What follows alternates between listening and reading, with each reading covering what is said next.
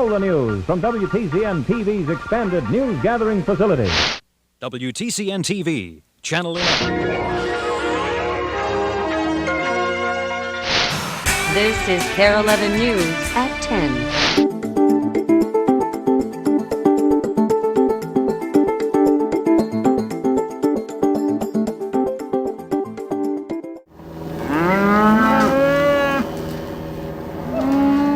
It looked like a dream, the kind of dream a youngster might have, a youngster nuts about cowboys. But these were real cowboys, and they were heading up and moving out real longhorn cattle on the Great Montana Centennial Cattle Drive. Oh, there were shorthorns and other cattle too, more than 2,800 of them in all, to be driven 60 miles to market. But there were wagons here, too. 188 wagons in the longest wagon train in American history. It was almost more of a wagon train than it was a cattle drive. But that's how things get when lots of folks want to take part in what was planned to be a history-making event. You see, folks may have driven their wagons in other, smaller trains, but never had so many wagons been together before. And combined with the cattle and the cowboys and the 3,500 horses, they don't know for sure, but this could be the biggest collection of horses in one place at one time since the Battle of Little Bighorn. The thing that impresses me is that this has been a grassroots effort from the beginning. No major corporation or grants made this possible. It's the grassroots effort of thousands of Montanans and people outside the state that has brought this to pass. Stan Lind is one of the organizers of what had come to be called the Cowboys' Woodstock. These folks were making history. They knew it and were proud of it. And they were having one fine time doing it. Ken Speak, News 11 in Marr County, Montana. It looked a little like a mirage, that red and white tent there between the high plains and the big Montana sky. But it was here where volunteers stacked hay. Some of the feed for the 3,500 horses working the Great Montana Centennial Cattle Drive. Slide her back, Mike.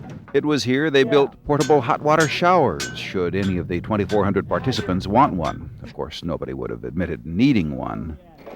What's your color? 7th camp on the left fork. And toward the end of the day, when the riders had finished their daily 10-mile trek and given their mounts a drink, they could begin to reflect on what many considered the time of their lives. This is it. Never see another one like this, will they? I don't think I won't.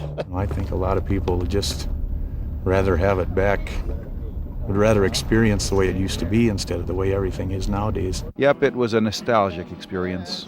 And to make sure it'd last, Burl Rodemaker was printing it up. Rodemaker had polished up his printing skills in Owatonna and Albert Lea nearly 30 years ago before he bought out the Marr County News out here. Now he was celebrating the centennial of his newspaper, as well as Montana's centennial, by setting up type for 5 editions he'd print on the trail. A glorious adventure begins. I can't think of a better headline. That's the way lots of folks felt. This was something they had anticipated for years. It was something they'd remember for decades. Ken Speak, News 11, on the Great Montana Centennial Cattle Drive. Come on, Dan. Come on. Yep, it was tough at times. Sure, they were off the road, and the ground was softer, but there were places where, to the untrained eye, it might have looked as if the horses couldn't make it. But they did. Oh, some benefited from a little help sometimes, but many handled the rough places like they were nothing, no sweat. The untrained eye doesn't know how strong horses are. And it's easy to forget how strong the wind can blow. Storms blow up fast out here on the high plains and make tents seem to take on a life of their own, a cantankerous personality. The cook tent there? What? The cook tent. Matter of fact, folks out here claim for their own the phrase, if you don't like the weather, wait 5 minutes, it'll change. But as difficult as the weather started out to be, as steep as the trail may have appeared, folks didn't gripe. Getting this many horses and wagons and cattle together is an experience of a lifetime. 7 of the longhorns coming out of that draw belonged to Wally Cates from Plymouth, Minnesota. He'd hoped to be among the cattle drovers, but the fact that he'd ended up riding the wagon train didn't seem to bother. I was probably born 100 years too late, you know. I should have been raised in this country when it was new. Yup, folks loved it. The big sky, the high plains, everything.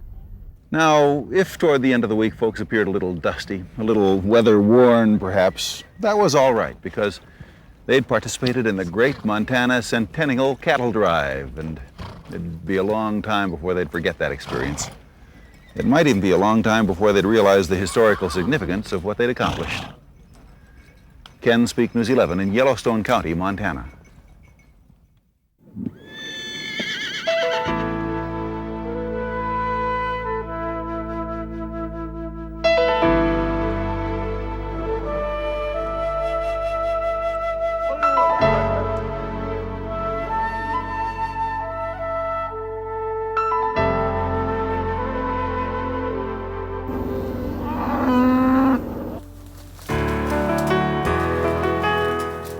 Getting this many horses and wagons and cattle together is an experience of a lifetime.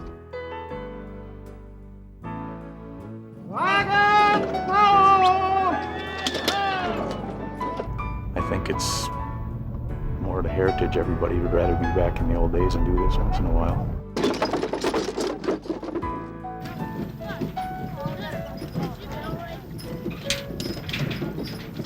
I don't know how the pioneers ever did it, but I suppose they survived.